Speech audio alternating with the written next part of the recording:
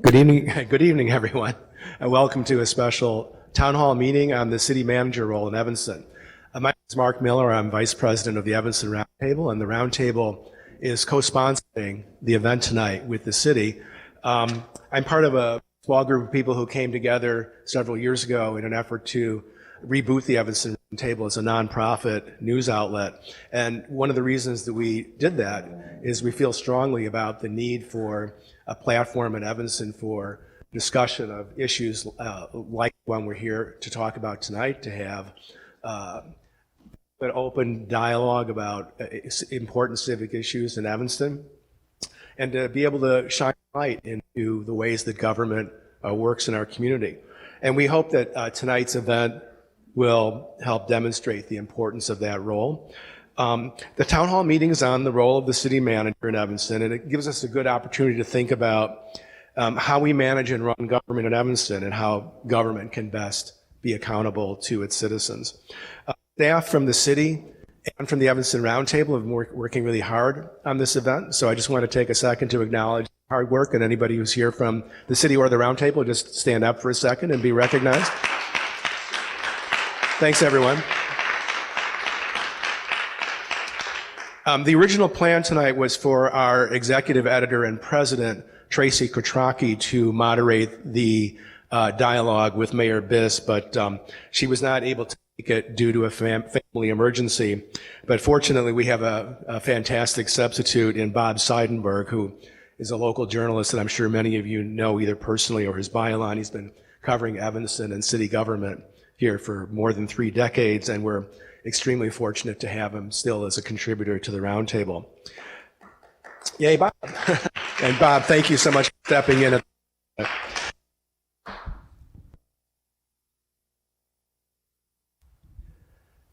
There we go. We're live streaming the meeting on the city's YouTube channel and also on the city's cable channel 16. And we are live tweeting the event at the hashtag CityManager2022. So you can use that hashtag if you want to be part of the online conversation. Finally, I want to just note that Mayor Biss is going to be responding to questions that were submitted in advance online by Evanstonians. And also for people who are here in the room tonight at the Civic Center, if you have a question you want to pose for this conversation, please write those down on the 3x5 cards that the staff is going to be circulating through the room, and we'll get those up to Bob. That's going to be the best way to get questions up here in a way that the online audience will also be able to hear. And we'll try to get to as many questions as you can. So without any further delay, let me turn the microphone over to Bob and Mayor Biss.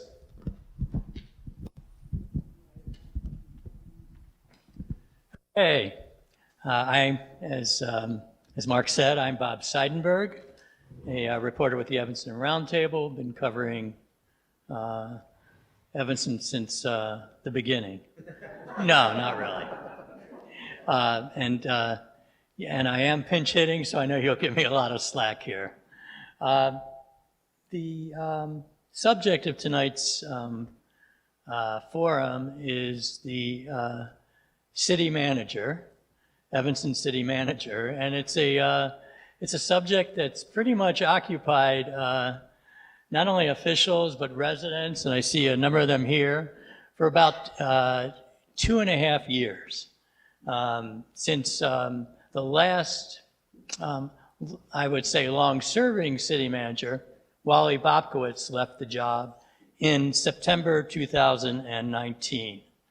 And just a little background notes, and then we'll turn it over to Mayor Biss, I hope. In 1951, and a lot of this is taken from the League of Women Voters guidebook. It's just excellent. I love comparing it, looking and reading it, and then comparing it with my experiences. And sometimes it's right on the mark. Sometimes it's a little bit Alice in Wonderland, but it's a great guide. It really is. In 1951, the state legislature allowed cities with population of 500,000 or less to adopt the city manager form of government. at the time, the mayor, we actually did have a strong mayor form of government. At the time, the mayor's term was expiring, and so the league, along with the Evanston Chamber of Commerce, kind of moved in the breach and organized around a referendum, which was approved by, I think, a 2-to-1 margin in 1952. The first city manager was from Boulder, Colorado. Just one more note before I turn this over. The description of the city manager, this is so artfully done, I feel. And from the league guidebook, which again, I really admire it. The city manager form of government attempts to balance representative government with popularly elected officials who must answer to the voters and a competent administration via a professional staff who carry out their duties apart from partisan politics. The city manager is chief executive officer of the city, is empowered to administer and enforce laws and ordinances. Now, over to Mayor Biss, who fresh eyes to what this position is, and it certainly has evolved since then. Well, thank you for what appears to be a elected official's dream, with the most open-ended question imaginable. A question that does not even end with a question mark. It's my favorite kind. Thank you. Thank you, Bob, for as you put it, pinch hitting. I'll throw really slow pitches right down the middle. I really appreciate our team here at the city. I see Anderson and Jesse and Lucas. I know others have been involved in making this a successful evening. Thanks to all of you, and thank you to the Roundtable for your partnership in this event. I'm really looking forward to this conversation as an opportunity to talk about what is kind of a important and high stakes and sometimes high stress issue facing the City Council at this second, in a way that Bob and others are covering on a day-to-day basis, but to discuss it in a way that also kind of zooms out a little bit and asks the bigger questions about why are we having this conversation? What is this role for? What's critical about it? And what does it look like for the city for this role to be carried out properly? Finally, on that note, I want to thank everyone for showing up. When I told our team that we were going to be doing this event, you know, I'm not a strong mayor, so they're allowed to make fun of me in a healthy way. It's one of the things I like about this form of government. And they were a little incredulous at the notion that we were going to have this conversation in an awkward, empty room. And I said, don't worry, this is Evanston. People are going to want to show up and be a part of this conversation. And I see so many of you chose to do that, and I really, really appreciate it. So, as Bob indicated, the city has had a number of different configurations in the city manager role now since 2019, when Wally Bobkowitz, who'd been in that role for something like a decade, moved on and was replaced first in an interim capacity by Erica Storley, who was then made the non-interim city manager, who then last summer made the decision to move on herself, was replaced by Kelly Gandersky in the interim city manager role, who then was replaced at 12:01 a.m. today by Luke Stowe as a new interim city manager, as we've gone through a number of different searches. And I think that's raised a lot of fundamental questions about what do we need, what are we looking for, what is this all about? But I think for me as a, how do you say it, newishly elected mayor, I believe is an accurate characterization.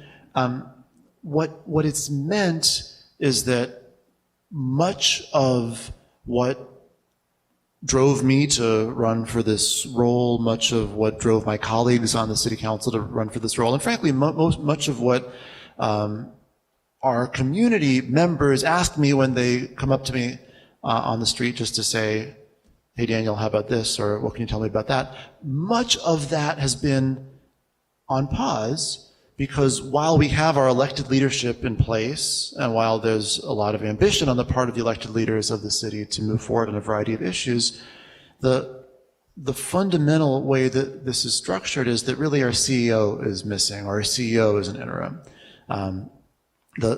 The best analogy, and I think there are really important ways in which this analogy falls apart, just as analogies between public and private sector entities are apt to fall apart. But the best analogy I can think of is that the city is like a nonprofit organization where you elect a board of directors, and the mayor plays essentially the role of the chair of the board. The council members play the role of the board, but then they go and hire an executive director or CEO, and that person has been an interim. And so the level of attention given to this hire, I think, is a reflection of the fact that so much of what so many of us are eager to see happen is very, very difficult to effectuate when we have 800 dedicated, hardworking, talented staffers who are kind of unsure about what the long-term trajectory of the city will be. Yes, the council and the mayor set the agenda and the policies, but the day-to-day leadership comes from somebody else, and it becomes really a challenge to make long-term changes for people who don't know what that long-term role is going to look like. And so that's the situation that we're confronted with now, which is what's made this decision, I think, feel so significant to so many of us. And, oh, sorry. When you say the long-term trajectory, Mayor, can you describe that or explain that? You mean? So let me give a concrete example. The day that I became mayor, I created a Reimagining Public Safety Committee. It was an important set of philosophical commitments of mine, an important set of campaign commitments of mine, and frankly, a set of issues that were related to my interest in running in the first place. And that committee has done a lot of work, and I know there's people here who track that closely, divided up into 3 different working groups, so then all of a sudden you had 3 different bodies to track, and they all had a series of meetings. 2 of them have actually made, I would argue, pretty ambitious recommendations. And those recommendations are really awaiting implementation because these aren't so much just kind of policy changes that you pass a resolution and they happen. They're more changes in the way that certain functions of the department are carried out that are being recommended by elected officials and other community members. And so that needs to get worked out on a practical level in collaboration between, yes, the elected officials and community members who made the recommendation, along with a police chief and a city manager. And well, the police chief is an interim police chief and the city manager is an interim city manager. And it just doesn't seem responsible, to be honest. Perhaps also not doable, but also not responsible to try to effectuate concrete, bold, long-term changes if the effectuators are known to the people who are actually going to be implementing the changes on a day-to-day rank-and-file level to themselves be temporary. So a lot of these things are simply just naturally and inevitably on hold. Got you. I think I have to ask the question so we can sort of set the table where we are right now in the search. I know at the council meeting the other night, there was a speaker there who and I think the roundtable was also reported. It's at ward meetings, it's being reported that you guys are, continuing to search and meeting and interviewing candidates.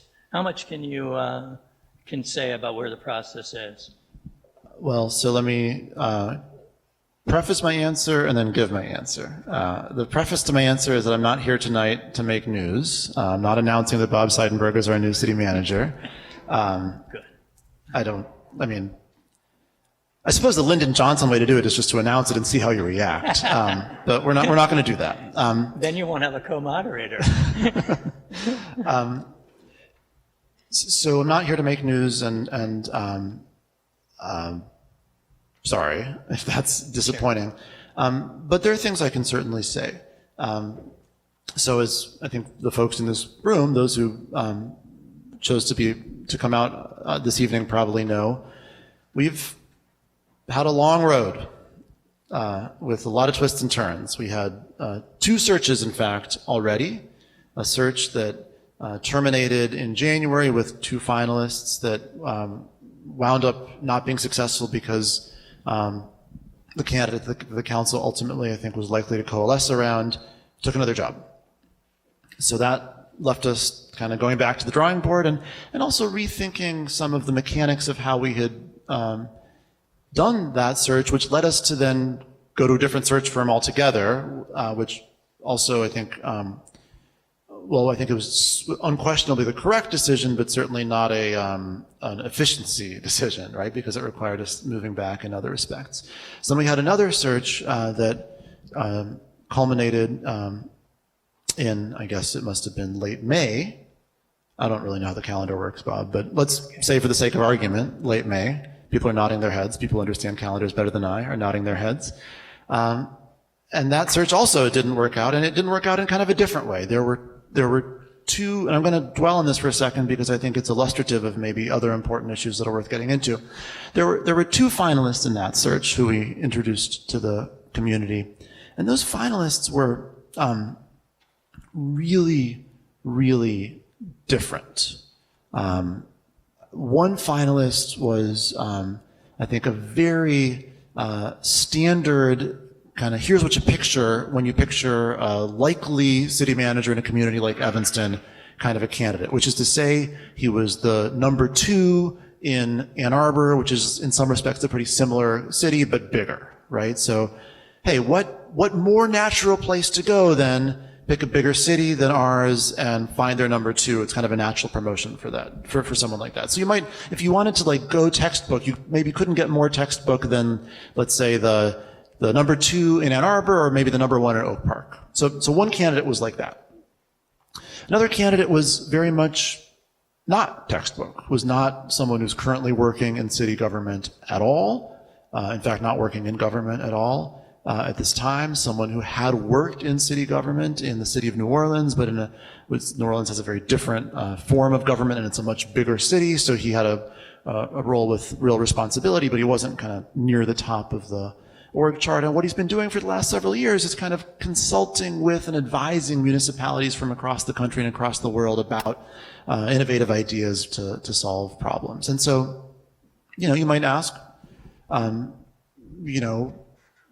if you're just kind of thinking about the ladder that you envision city managers to be on, and you look one rung down that ladder, you wouldn't find this other candidate on that rung at all. He's hanging out on a whole different ladder.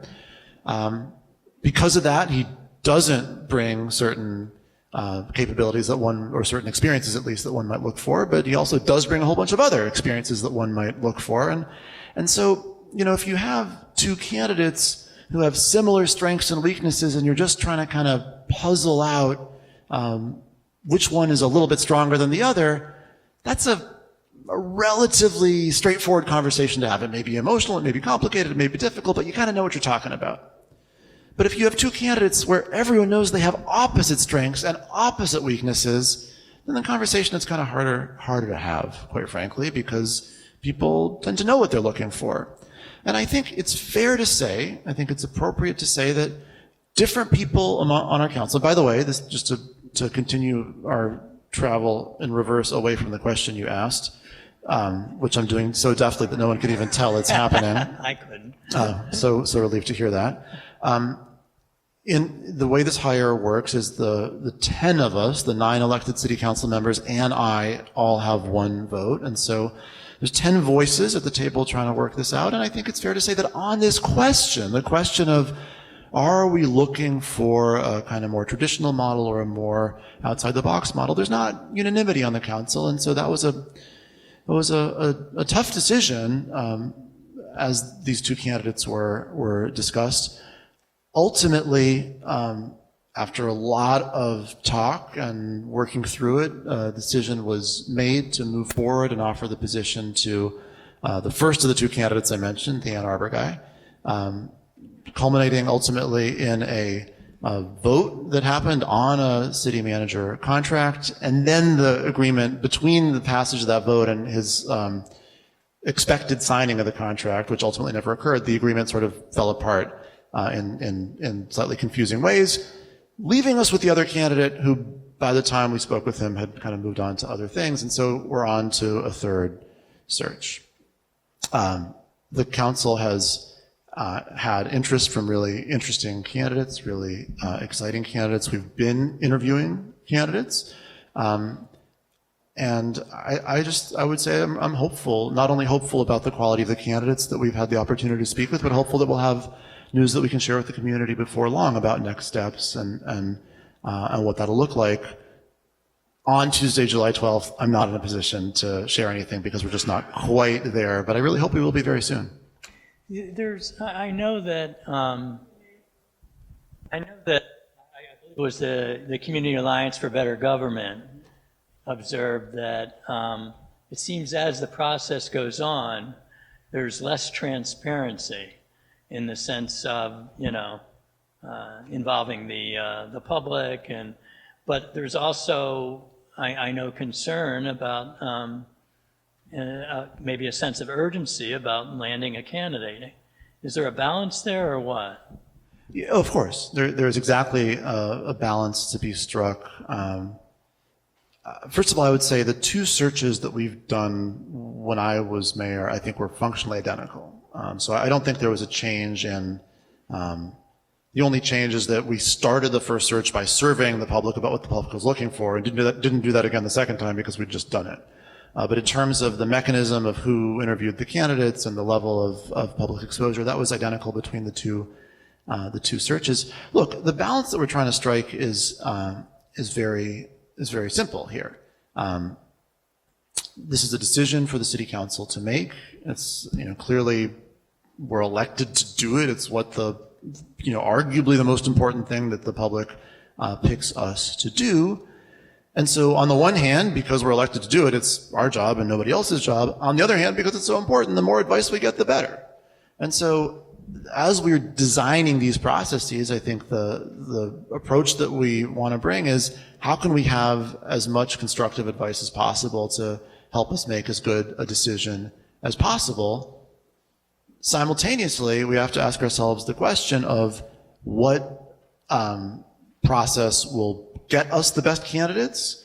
And I say with great, great pain and visceral frustration after what we've gone through over the course of the last half year, not only get the best candidates, but land the best candidates willing to accept the job at the end of the day. And there's just obviously a tension there. There's clearly a tension.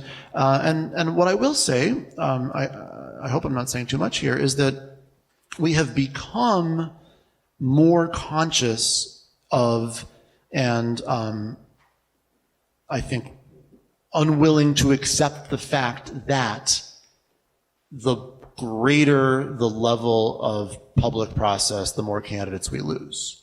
Right? So throughout this process, we've lost candidates because we've said, hey, by the way, if you're a finalist, then you're going to have to do a town hall with the community and your name's going to be published in the newspaper and your current boss is going to hear that you're looking to leave. And also you still may not have the job yet at that point.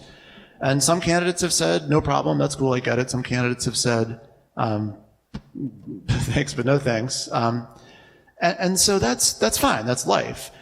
But I think as we have grown both more conscious of the ways in which searches can go wrong, either because candidates withdraw themselves from the process before even being applicants, or in some instances because candidates withdraw themselves from the process at the very end, we're more and more sensitive about setting up a process that has a likelihood of repelling high-quality candidates. I also want to enumerate a factor here that I think is interesting and a little ironic, perhaps, which is that, I mentioned the two types of candidates that were kind of represented by the two candidates that were finalists last time around. The Ann Arbor guy was the kind of traditional central casting type, and the New Orleans guy was the kind of outside-the-box type.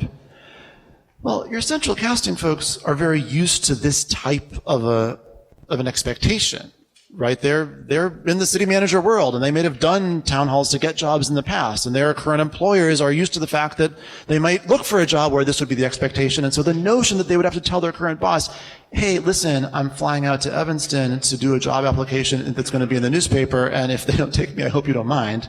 That's like something they're used to.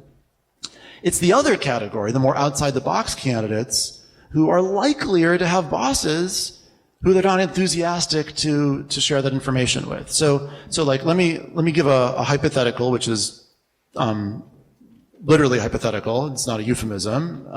So I really hope that no one interprets it as that. Imagine someone were the head of the Department of Family and Support Services at the City of Chicago. I want to be clear. I don't even know who that person is at this time, so this is just made up. But imagine someone was the head of the Department of Family and Support Services in the City of Chicago, and they were really, really, really awesome at that job. Okay? That's a really big, complicated city agency with a tough mandate and a lot of different stakeholders and a lot of moving parts and a lot of public accountability. If somebody who were in that role were doing a great job in that role and were looking to move, I think that'd be a great example of the type of outside-the-box candidate we'd be looking for. Now, do you think that person would be comfortable telling Lori Lightfoot, with a mayoral election coming up in 2023, that they were on the job market and looking at other opportunities? No way. We would lose that candidate in a heartbeat. And so a lot of these people who I think are genuinely, clearly qualified, interesting, outside-the-box candidates are the least likely people to wind up participating in a process where they're going to expect to be a part of a big public thing that occurs without any kind of high probability of them winding up actually in the job. And the challenge is that when I look at least in our council, I think and perhaps beyond, I think the constituencies that are most interested in looking at outside the box candidates are the same constituencies that are the most interested in having a really prolonged, meticulous public process. And those two interests can be at cross purposes with each other. So yeah, it's just a complicated balancing act, and one that I hope we ultimately all judge by the quality of the government that we have a year after the person's in place. Like, that to me is really where the assessment that matters most is going to have to occur. Mayor, I want to turn to the questions. We have some real meaty ones. I just glanced at them, and I think I'm going to go in the order that the cards were handed to me, but I want to ask you very quick, the idea that there needs to be 7 council votes to approve an appointment, how has that affected the process?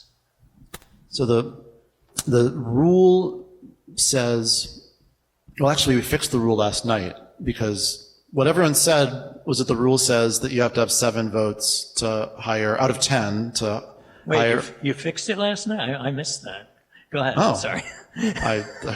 Someone should tell your competitors quickly. They'll publish right now. Okay. It was SB1. Thank you. Anytime. So we're all about transparency here at the City of Evanston.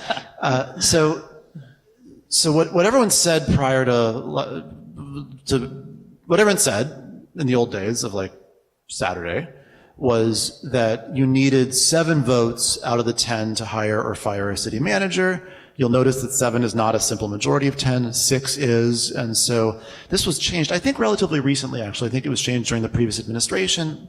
I believe the idea was to ensure that there was a real consensus around consensus would be 10. There was a strong support beyond just a bare majority for whoever was chosen, the idea being, listen, this is somebody who will probably not be successful unless they have the relatively broad support on the council.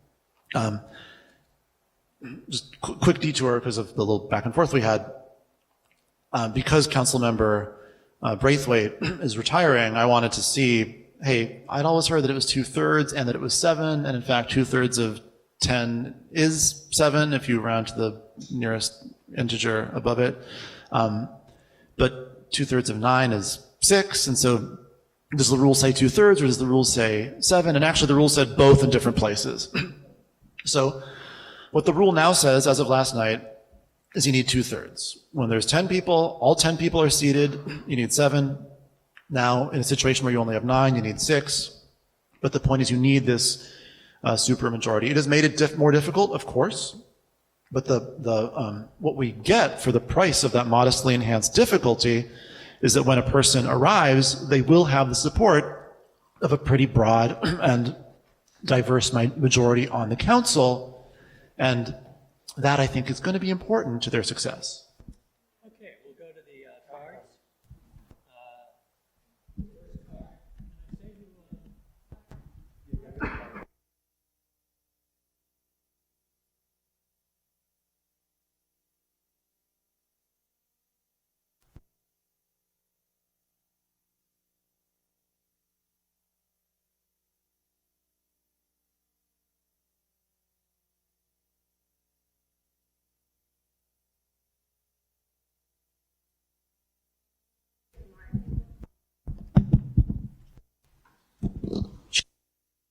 I'll talk louder. Oh, how will you involve the community in the new search sooner/earlier than last time? Signed, Kathy. I don't know if you should say it either, though I guess if the person wrote their name, there's a good chance they wanted it shared. I'm not, so let me say one thing. I'm just me. I'm not here speaking for the council. I can't speak for the council except for when they authorize me to do so. When I act in such a way that might make it seem as though I'm speaking for the council, when I have not been authorized to do so, they get mad at me, and rightly so. So I want to be careful about this. So I'm not in a position to lay out exactly what the process will be yet, though, as I said, I do hope that we'll have information very soon. But what I think it is fair to say is that there's a strong commitment from across the city council, really, to make sure that we not hire somebody without introducing them to the community and getting feedback first. And so I don't think the council would be willing to, I don't think, again, I don't speak for them, but based on all our conversations, I don't think the council would be willing to vote for a contract and appoint a city manager before that person's been introduced to the community and before we've had the opportunity to hear back from the community about that person. And so, as I indicated, we're making a lot of progress. I think feeling good about where we are, and hopefully very close to being able to make an announcement, both about, what exactly the timeline and process will be and about who will be involved. The follow-up question, it's very close. Are we locked into a process in which the presumptive appointee is announced publicly, followed by an open meeting that culminates in a city council vote, all before a contract is signed? Seems like a very risky hiring process. I'm just not in a position yet to announce any decisions, but what I'll say again, I didn't fully understand the back half of that sentence, but I'll say again, I don't think this council wants to vote on a city manager before that person has been introduced to the community and feedback has been given. If I understood the question properly, I think we're not locked into that at all. I think we're moving in the opposite direction from that. But again, I didn't. Perhaps I missed something in the phrasing there. How will the approach to recruitment be modified to ensure Evanston gets?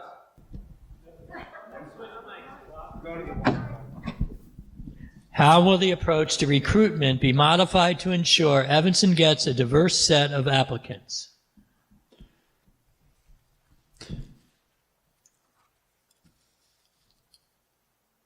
So I'm pausing just because I'm trying to figure out what's appropriate to divulge about the past. I think one thing that it is appropriate to divulge about the past is that we've had very, very, very diverse candidate pools. I don't think I'm speaking out of school to say everybody felt,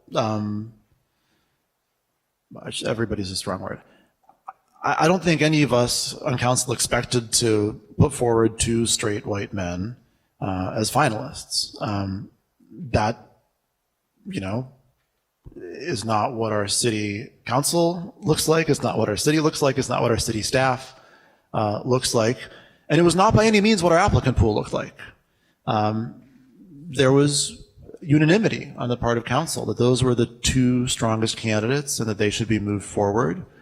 There was explicit discussion in council about what it said to move forward with two candidates who were both straight white men, and there was ultimately a conclusion reached that we literally in consensus these are the two strongest candidates, and so it would be kind of patronizing and kind of taking advantage of another candidate to kind of artificially move them into a final round, and dishonest to the community to do so in pretense as well.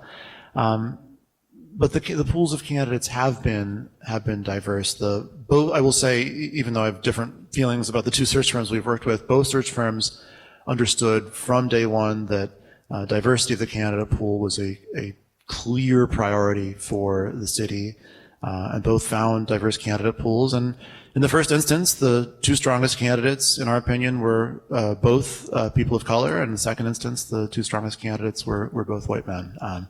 But I would say in both the searches that have completed unsuccessfully, as well as the search that's currently ongoing, the candidate pools have been very diverse. Citizens said they wanted the city manager to be a collaborative, anti-racist, trustworthy, and communicative. Does the finalist possess those qualities? I know you've kind of tracked over some of these already, but... Well, what I would simply say is that anti-racist, collaborative, trustworthy, and communicative, is that right? Yes. Well, I would say those are my values, and I think those are values shared by our city council as well. And so I could say yes, or I could say, oh, I shouldn't tell you yet. We're not divulging names yet. But both of those answers are sort of fake answers. The real answer is candidates are not going to be put forward unless the city council believes that they in fact meet those criteria. Now, what makes this process difficult is that two things happen. One is different people have different definitions and different standards for some of those characteristics. And two, different people in a relatively brief assessment process just might come to different conclusions.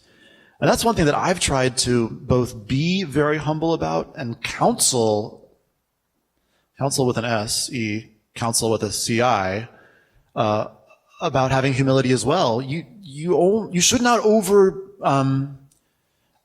overassume what you really learn about somebody in an hour-long interview. And we've had early interviews with someone who maybe seemed sort of borderline, and we weren't sure. And then there was kind of a fight internally. Should we even bring them back for a second interview? And then we did. And then those on the council who felt like maybe they shouldn't even be brought back were wowed the second time around. So these qualities can be hard to assess in a short period of time, and that difficulty in assessment can result in honest differences of opinion about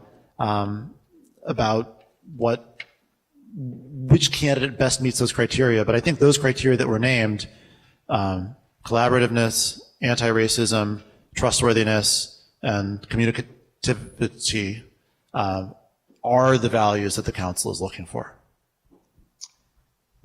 This card maintains that the last finalist had a record of implementing discriminatory hiring practices and held back police records from the local citizens review board. Does the finalists have anything in their record, such as resistance to anti-racist policies or to providing public information? I know we're... Yeah, I mean, I'm happy to speak to the previous candidate, which I think is not very interesting since he's, I think, very happily never coming back to Evanston again. But I'm certainly not going to speak to candidates who have not been yet named to the public. Since a number of these cards do have similar questions, I'll turn to some that are presenting some new ones. Will the public be allowed to ask questions of the candidates, I guess when they're presented, or candidate?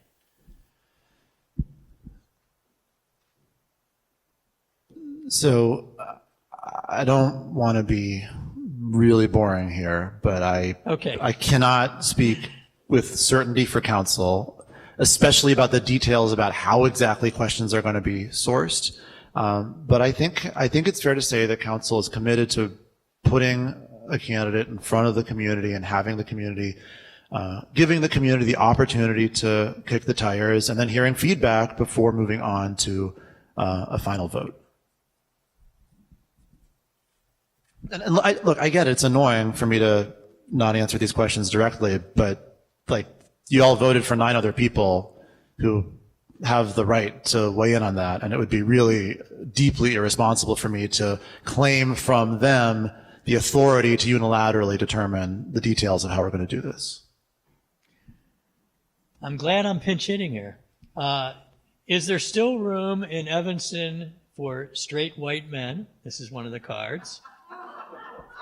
And is there more, quote, unquote, to diversity than skin color?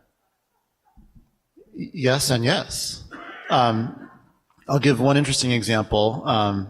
Not to boast, but our mayor was overwhelmingly elected just a year ago as a straight white, but like very boring actually, kind of nerdy mathematician type man, no less. It doesn't get worse than that, but here we are. Yeah, maybe there are better choices. I don't have to tell you. And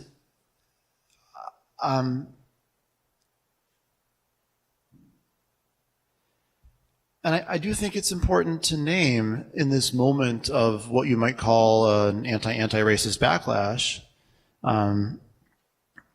that white men are in control of a lot, like really a lot. And there's a lot of work left to be done, a lot of anti-racist work to be done.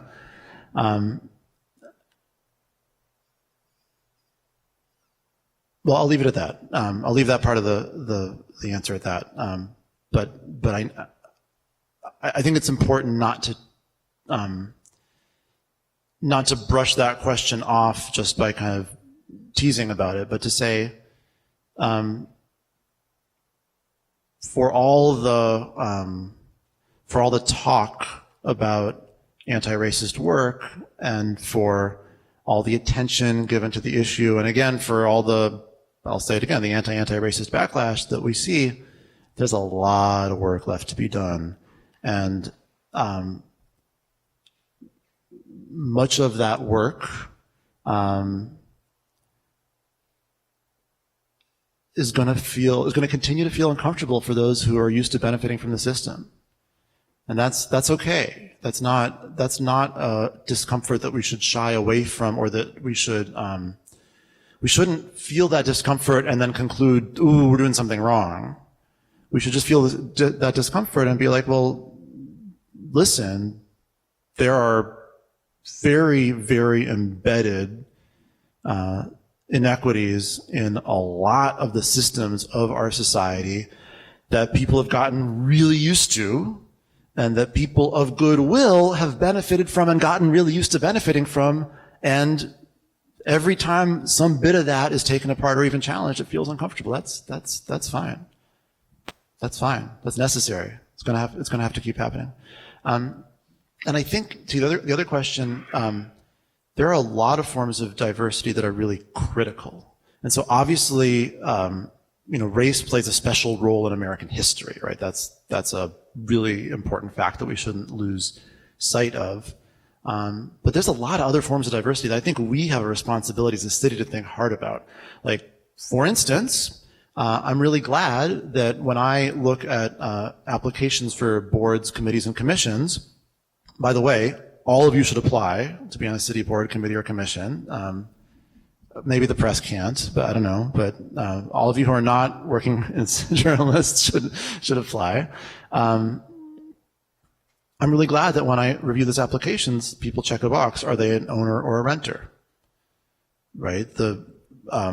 That's a category that results in a different point of view on a lot of issues, and one of those two categories is overrepresented in city decision making, or at least historically has been, and another is not. So there's any number of forms of economic diversity that are really imprinted in education levels and life experience and interaction with city government that are really important for us to bear in mind. I think there's no question that diversity of gender and gender identity and sexual orientation and gender expression are important. And I just think basic kind of day-to-day life and professional and familial experiential diversity are really important. I'll give you another example. Immigration status and mother tongue, right? The question of whether or not you're a native speaker of English affects your interaction with the community and with the city government and the institutions in the community in a really dramatic way. And we are beginning to do a better job of including non-native speakers of English in our decision making, and we're doing a better job of providing services to the community as a result. So yeah, I think we lose out when we overly narrow the definition of diversity that we utilize in figuring out how to build a real diverse table of decision makers who help us serve the whole community here at the city. You know, from sitting in the interviews with candidates, is it your impression that Evanston still has is still a very attractive place to work for? I mean, it's not an easy suburb, let's face it.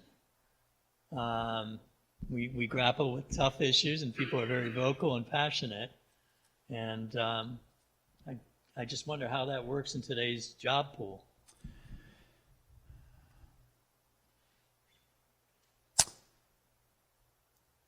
I'm pausing only because I really wish I had sort of prepared a level of discipline for my answer to this. There's a lot that I think that is relevant here. If anything I said disqualifies me from running, that's fine. No, I mean, you start on Tuesday, actually.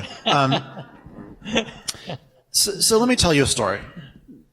I got a phone call from some friends who are LGBT activists in Glenview. And they called me because a group of LGBT youth at GBS had gone to the village of Glenview and asked them to fly a pride flag over Village Hall during Pride Month. And the village had said no. And so these folks were kind of calling me to ask me to say, what can you do to help us fight this fight and win?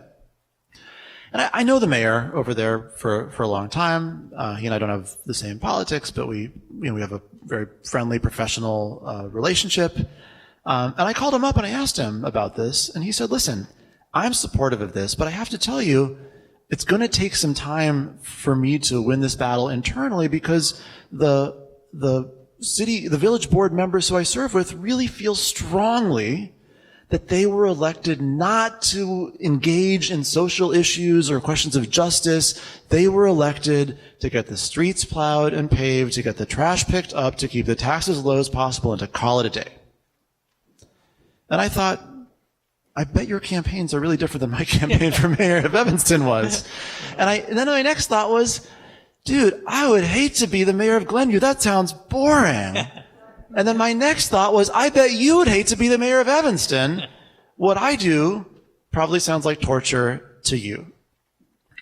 And I think the truth of the matter is there's a lot more Glenviews than there are Evanstons. There are a lot more municipalities whose constituents vote for municipal authorities to take care of the meat and potatoes, do the basics, and call it a day, not show up for anti-racism and climate action and social justice and the myriad of other issues that are, 90% of what residents asked me about when I was running for this office, and 90% of what they ask me about when they stop me on the street these days.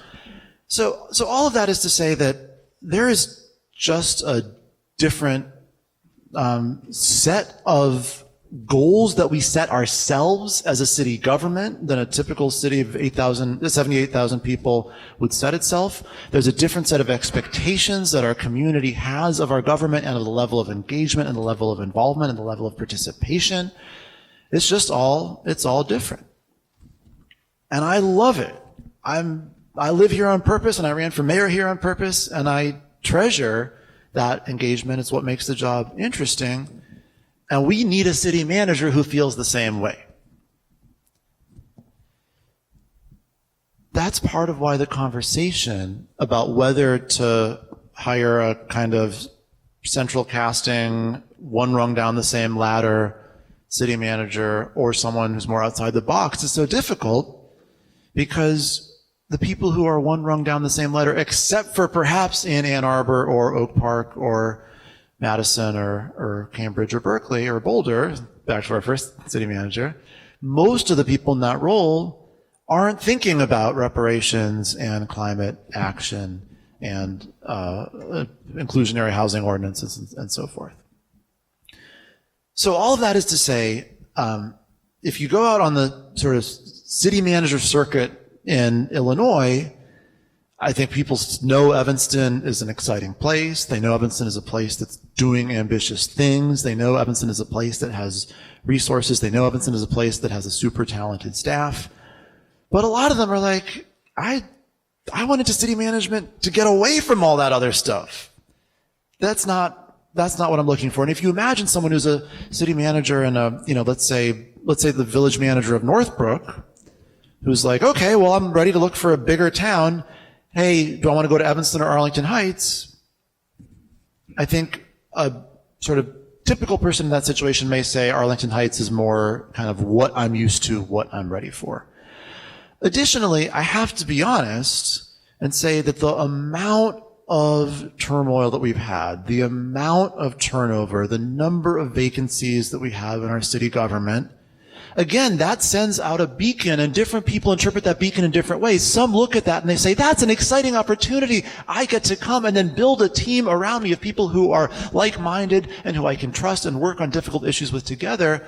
And others say, ooh, this place is falling apart. I am going to run in the other direction. So both of those are real. And I hear from residents all the time who ask, doesn't everybody think this column A, or others will say, doesn't everybody think column B? Some think one and some think the other, but because we have both things happening at the same time, it's definitely narrowed the applicant pool. There's no question. It's narrowed the applicant pool. And so that's meant partially that we have to be more creative in expanding the applicant pool in other ways. But I think it's also meant that we have to be realistic about the situation that we're in and willing to move aggressively and quickly when we find the right person.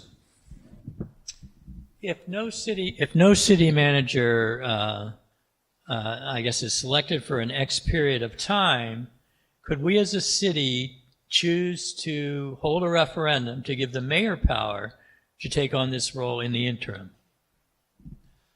This is a very scary, flattering question. So I'm not a lawyer. I don't know the answer to that question. I think in general, when people have suggested to me, hey, Daniel, shouldn't you apply? My answer has always been, that really violates the whole separation of powers that is the purpose of this form of government.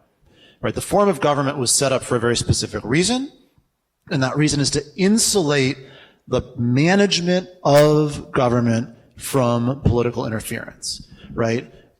And there are upsides and downsides to this form of government. There are upsides and downsides to other forms of government. But one downside to the other form of government, the kind that people are used to, is that the mayor can hire their biggest donor's nephew to run the health department. Or, not to be more literal, the president can hire their biggest donor to be the ambassador to everywhere. It's true. And so the point here is to not have that decision maker be the guy who then has to run for office and raise money and get political support. And so I think that would be a violation of the system. But I do want to say one other thing about this, which I think is really, really important. And I get the question is very flattering. It's nice of you to say. But I want to stress that in any form of government, including the strong mayor form of government, you don't really vote for a mayor to be the day-to-day manager. Right? Even in a strong mayor form of government, the mayor does the public-facing stuff and the kind of leadership and the setting the vision and managing the constituencies. And, I don't think Lori Lightfoot is like looking at department heads' spreadsheets to see if they're meeting their monthly target for deliverables and so forth. And there's a reason for that, which is that I, as a voter, when I go to the polls, am really good, I think, at picking people who share my values, who share my vision, who have the experience that I'm looking for in a leader. But I don't think I'm that great in picking someone who's good at the kind of brass tacks of people management, because it's hard to express that skill in a campaign. And let me tell y'all, I don't have that skill. I could quit as mayor and apply to be city manager, but then you'd have a bad city manager and no mayor. And so I want to say this, that even in a strong mayor form of government, the mayor should have a chief of staff who's a great manager, who really knows how to hire and hold staff accountable, and if necessary, fire and manage teams and so forth. And I just don't think we as voters even try to select for that, which is why hopefully we select elected officials who hire people who are really good at that. But in the mayor's seat, have you, now that you've been there for a while, have you seen things that you thought, you know what, I'd like to be able to step in and exert some influence here? And can you get specific into, You know this is water, not vodka, right? I tried. I tried. The answer to the first question is yes, and the answer to the second question is maybe not right now. Okay. We'll move to the next question. How will the city council balance the views of vocal residents with specific agendas against the overall need for a functioning city workforce that serves the entire community, parenthesis, police, fire, public works, etc., when choosing a city manager? How do we attract and keep quality city staff? Well, I think the first question doesn't need to end with when hiring a city manager. That's the job of an elected official, right? We hire elected officials to certainly exert their, to express their own judgment, to have their own opinions and values, but to look at the community and read it, to take every piece of input seriously, but not to assume that the email inbox that I have this afternoon is in fact a representative referendum of the city of Evanston. And we have, 10 elected officials, 11 counting the clerk, who all have different tools for doing this. I try to get information in a lot of ways. I try to be in touch with a lot of different people. I try to get together individually in small groups in public like this with a lot of different people. And I try to stress test as much as I can. I try to ask people who aren't the reach out to me proactively type what they think about issues and what their reactions to certain things are. And I also try to remind myself, and I do think this is really important, that for 99% of our residents, the outcome is what matters. I think that there's a lot of alignment in this community. I don't think that the values that are expressed by the people who are likeliest to come forth are out of step with the values of our community. But I think that sometimes what we do to our detriment is get caught in process discussions. And what I want to do is hire a city manager who will help us have a government that, as I said earlier, a year from now, we're all going to see as better than the government we have today in the ways that are most important to us. And I think that's, every time I kind of reach out beyond the folks who are most engaged in city government, that's what I come back to, is this sense of outcomes, outcomes, outcomes. I would say vanishingly few people reach out to city council. Disappointingly few people vote in municipal elections at all, but almost everybody touches municipal government in a real concrete way and cares about it. And I don't mean that in a meat and potatoes way. Yes, people care when they don't get their permit on time, or when they feel that the ordinance related to property standards is being improperly enforced on their neighbor. Yes, but the great majority of people in this community care about racial justice and climate and affordable housing and want to see us make progress on those issues. I think we've got to start making progress and satisfy the public in that way, which I think will ultimately be the most important measure that we're assessed by. The second part of the question is, how do you keep city staff here, I think, basically. And I think there's a technical answer to that question, which is we need certainty, we need stability, we need the direction. I think it really sucks for our city staff to be working on something that's not going to be done in 6 months, but know that their new boss may be somebody that none of us has met yet and may just not like this thing before it's done. That's not a good working environment. So stability is really important. But the other thing that is important is to acknowledge what I said about Glenview before. That doesn't only apply to the mayor and the council and the city manager. That applies up and down the org chart. People who come to work in this city, by and large, want to be a part of something exciting and innovative and successful. And I think what we need to do, and we do this sometimes, but I think we can do it even better, is to give our skilled, talented, creative staff the power to run with their ideas. So they're coming to work in the morning, not just, doing something mechanical for the 25th year in a row, but working on a project that is meaningful, that's creative, that will make a real difference for the city, and it's being done in collaboration with the community. I think we have an extraordinarily talented staff, and sometimes our output is less than the sum of its parts because of some of the instability that we're undergoing. And that not only is bad for the residents who wind up with a government that's delivering less than the sum of its parts, it's bad for staff morale. And improving that would be a real win-win.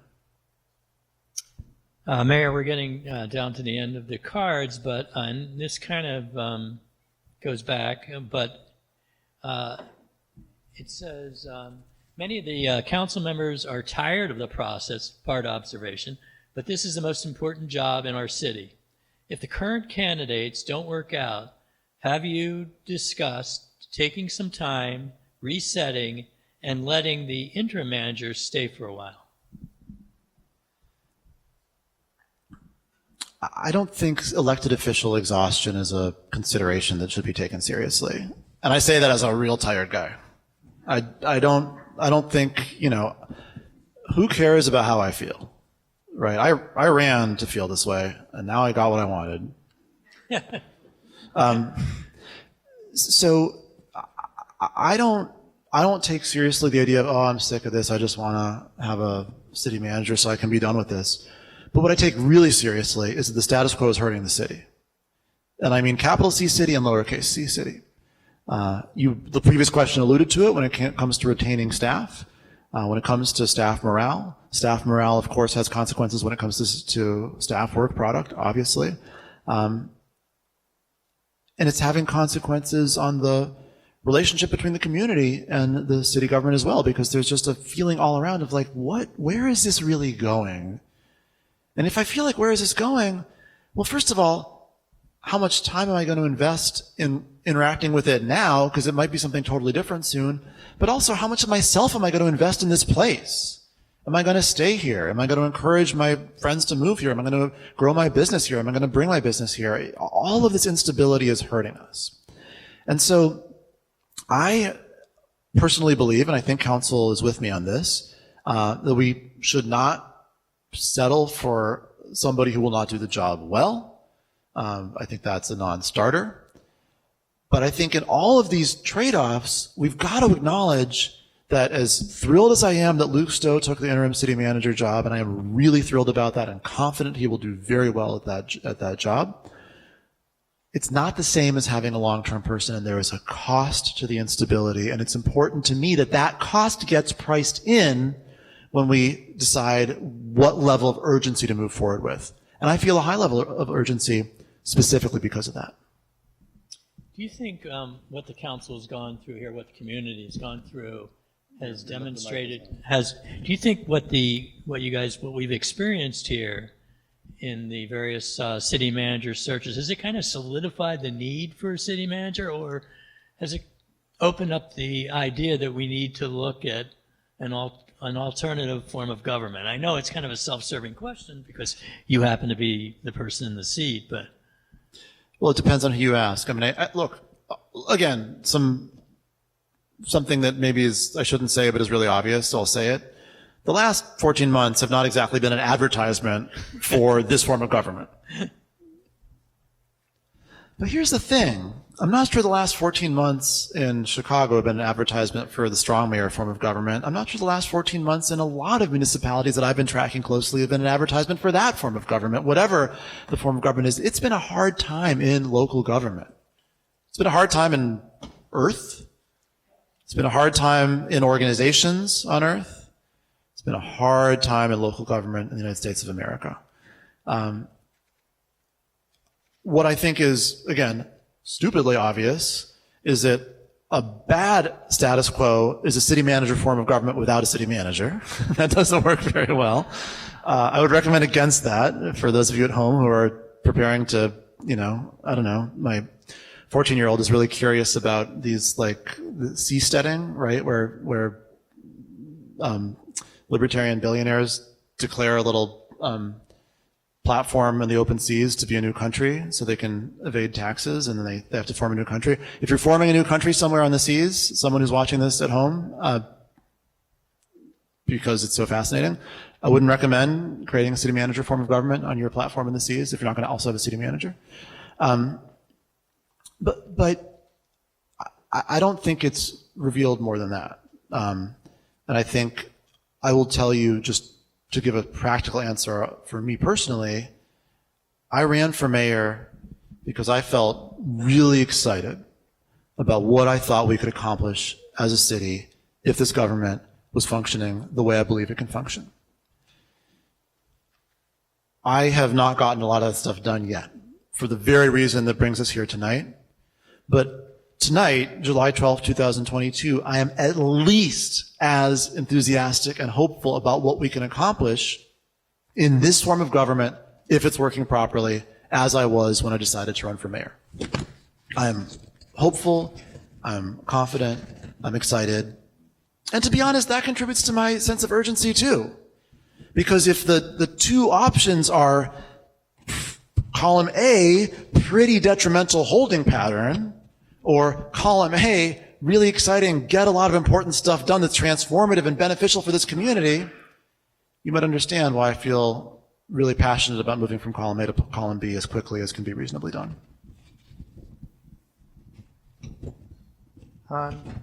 Would you like to, a lot of these questions are similar. If I've skipped over any, I do apologize. I don't know how do we, is there anyone in the audience who would like to ask a question, or?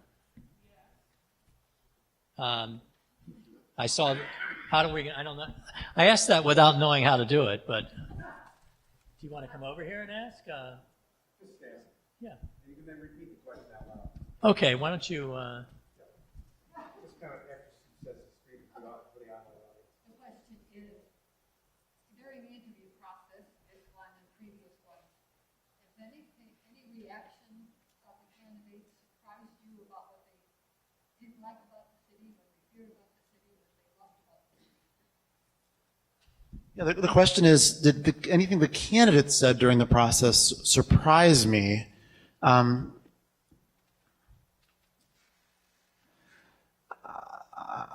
I'm always bad at answering questions about surprise because I can never remember what I thought would happen before it happened.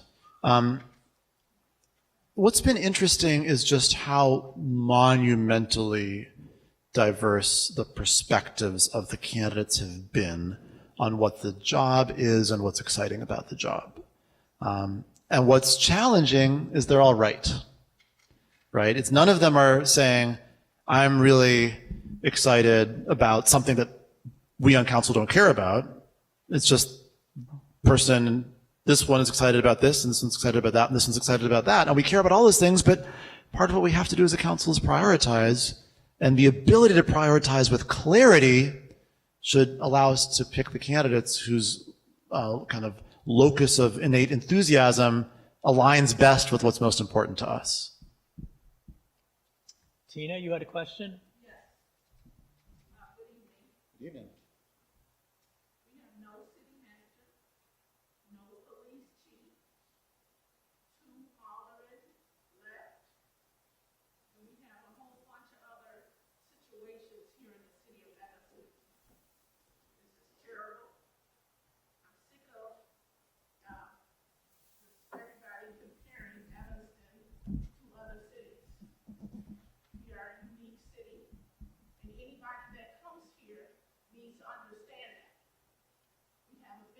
situation, as always with Northwestern, and paying their fair share. And I want whoever comes to this city, understand that we have big problems here.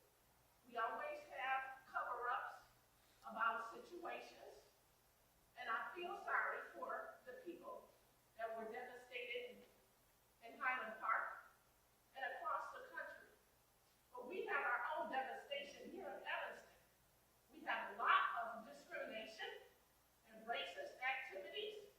We have the situation at Haven and lots of other things that the city, alderman, and council like to sweep under the rug. And we need somebody who's going to come and take charge of our problems and not sweep it under the rug. This is who we need to talk to. And we do not need something just you all decide. Because apparently your decisions have left us with no police chief, no city manager. So maybe it's something that you all are not doing that we need to be participating in to help you make a better decision. Yeah, so thank you for that. So the question, I'm guessing most people in the room heard it, but for the audience, the question was, listen, we don't have we have an interim city manager, we have an interim police chief, we have a vacancy coming up in an aldermanic seat and a vacancy that occurred recently in a different aldermanic seat, and we've got problems in this town. There's a lot of problems facing the person who comes in. And so the question is like, listen, the situation we have has created all these vacancies. Don't y'all need, therefore, the community's participation in filling those vacancies, since the situation here at 2100 Ridge has created those vacancies? So I'll say a few things.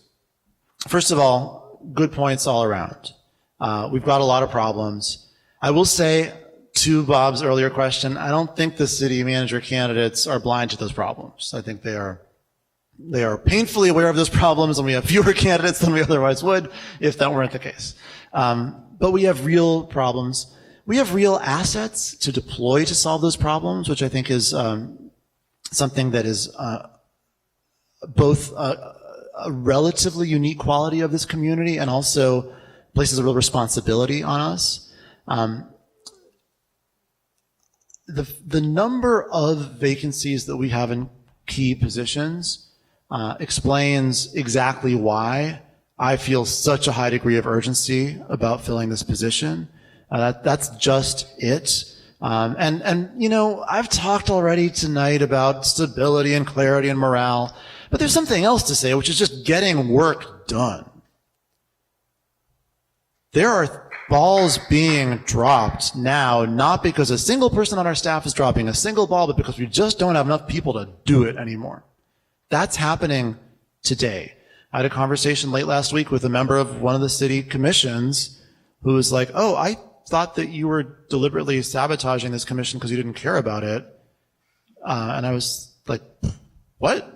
And it turned out that a staff departure had left this commission basically high and dry and unassisted. We have work that is not getting done as a result of these vacancies, and I have I feel a deep sense of responsibility to fill these vacancies and get things moving again.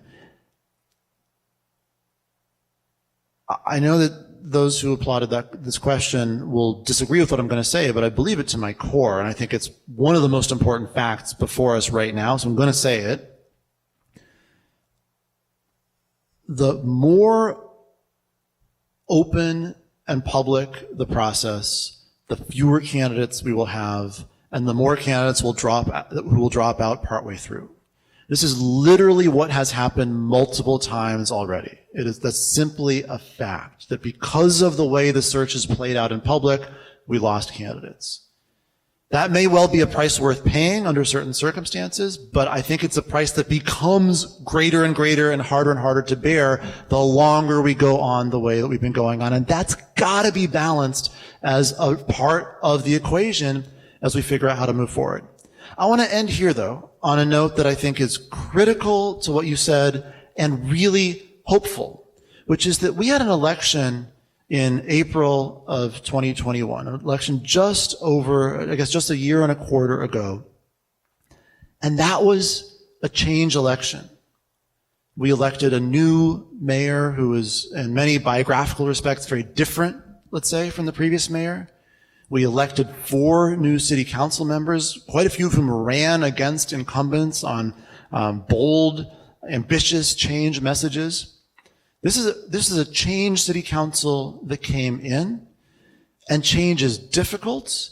Change is, frankly, sometimes less quick than we would hope it to be, and change can be uncomfortable, and change necessarily is going to involve some turnover.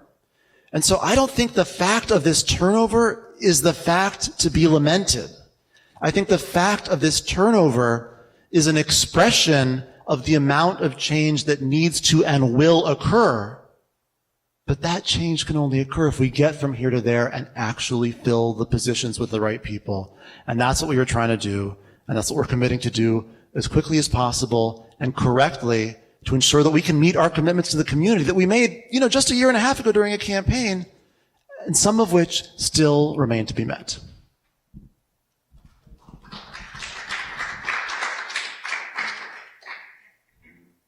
There is a gentleman.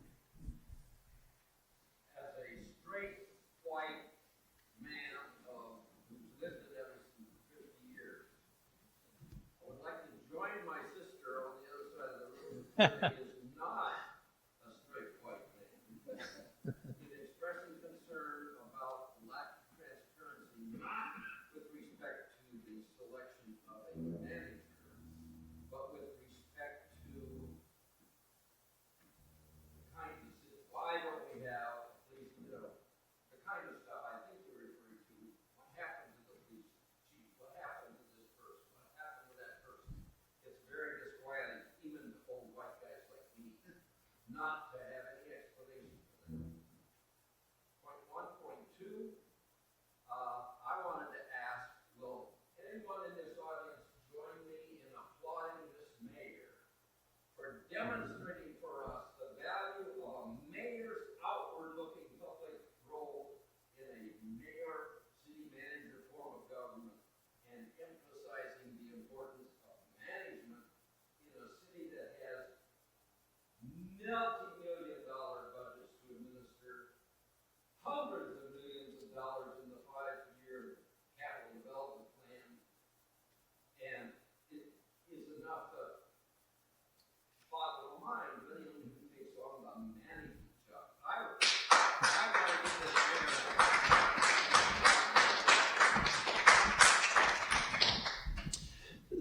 Thank you. I won't answer the second part of the question, but I'll answer the first part. Point taken, and I think that's something that's changing. So I'll give a specific example, a horrible example, but a most important thing that's probably happened since I took office. The nightmarish situation of sexual misconduct among lakefront staff. I'm just going to go ahead and say that the decision that we made to release the full, barely redacted report of the investigation that was done was a decision that I don't think would have necessarily been made in a previous incarnation of the city. I think that I do not take full credit for this at all. I think the council was right there standing together on this. The council understands that there's a level of transparency that the public has the right to expect around these important decisions, that there's a balance to be struck, that there are complex moments to navigate, but that the sort of idea that you can sweep everything under the rug, sign a separation agreement with an NDA in it, and walk away is not the way that we should treat as business as usual. And I think if folks would feel that we're not making that change fast enough, I think that's a criticism that's pretty understandable and fair, and one that I'll take to heart. But I do want folks to know that that change is occurring, and we're on a positive trajectory there. And I think it's really important. I think that's really, really important. And I want to, we have 2 state laws in Illinois that are designed at ensuring transparency. One is the Freedom of Information Act, and one is the Open Meetings Act. Those are very far-reaching laws. They guarantee a lot. If you want to read any of my email, it's all yours. If I want to have all of the city council over for dinner, I can't. Right? There's a lot of restrictions in those rules. And I think that all of us, those seeking information and those of us inside city government, sometimes make the mistake of confusing compliance with those laws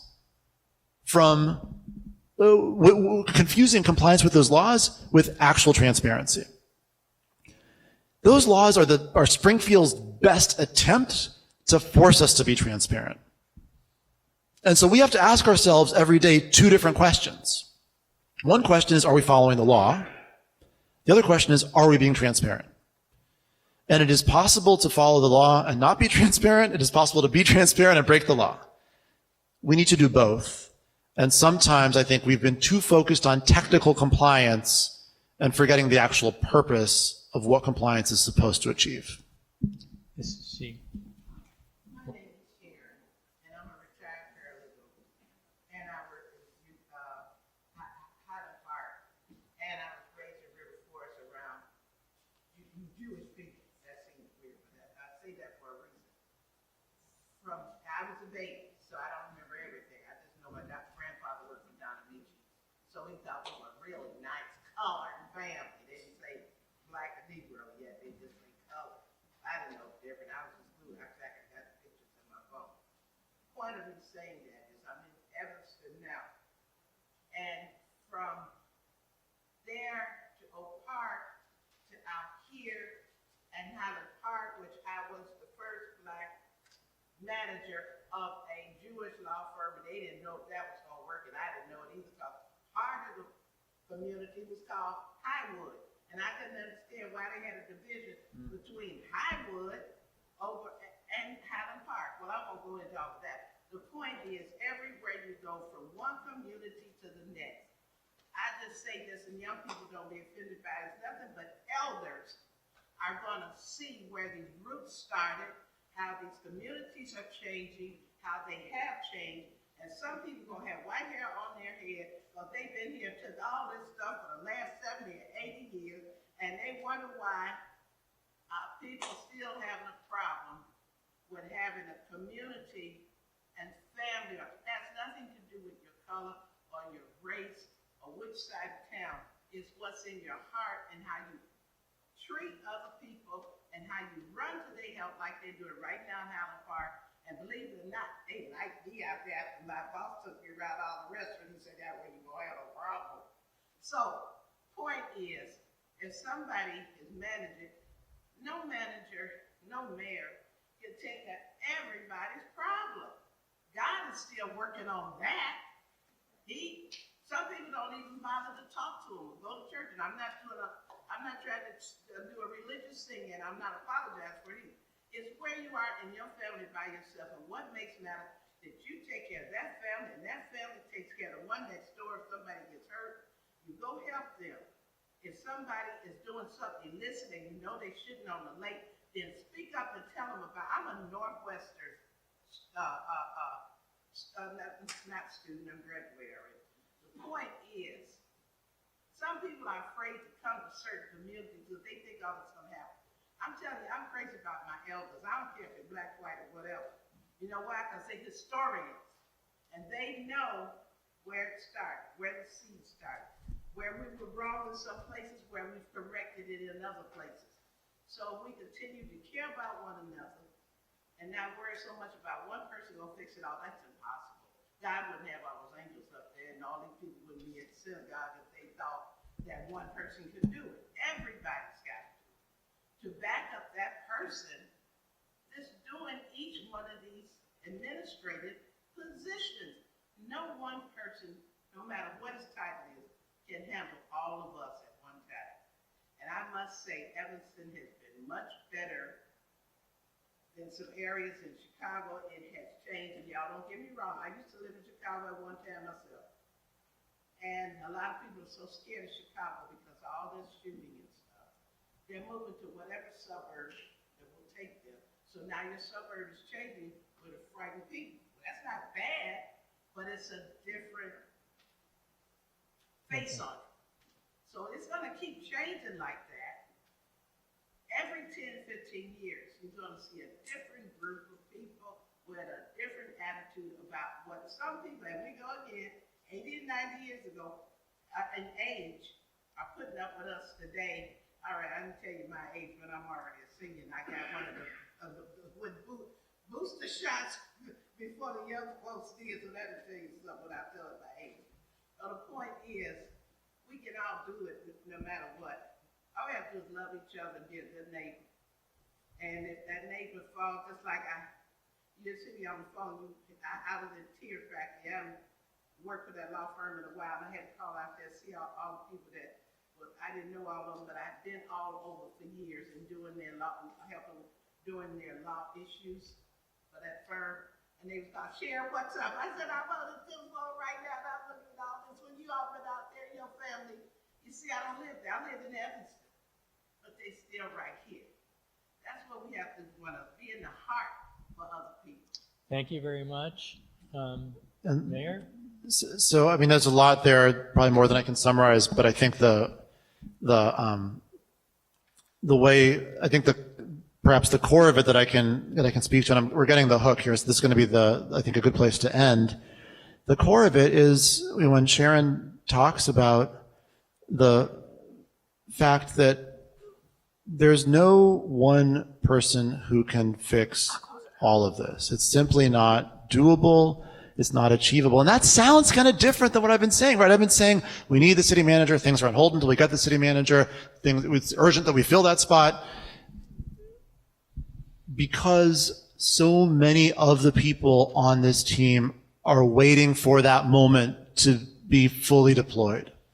And I think the arrival of the right person will be an opportunity for this organization, the one headquartered here in this building, to really make full use of all the talents and all the skills and all the passion of the people who work here, which will be transformational for this community. But Sharon's point doesn't stop there, because our ambitions are beyond what 800 people can do. Our ambitions cannot be achieved without collaboration with the whole community, whether that's on giant issues like climate, or whether it's on how to design a bridge on Lincoln Avenue. All of these issues require us to work together. I'm glad we had this conversation tonight, because it's an indication of the commitment of all the folks in this room to be a part of that collective process. Like I said, I look forward to having more news on the city manager search. But what I look forward to even more than that is having a city manager in place and all of us continuing to work together, hand in hand, shoulder to shoulder, to actually achieve the goals that our community needs. Thanks so much for being here. That's a great note to end on. And thank you to everybody for coming. Thanks to everybody in the online audience. And on behalf of the roundtable, Mayor Biss, thank you very much. And Bob Seidenberg, thanks for your great job moderating. And everybody have a great evening. Good night.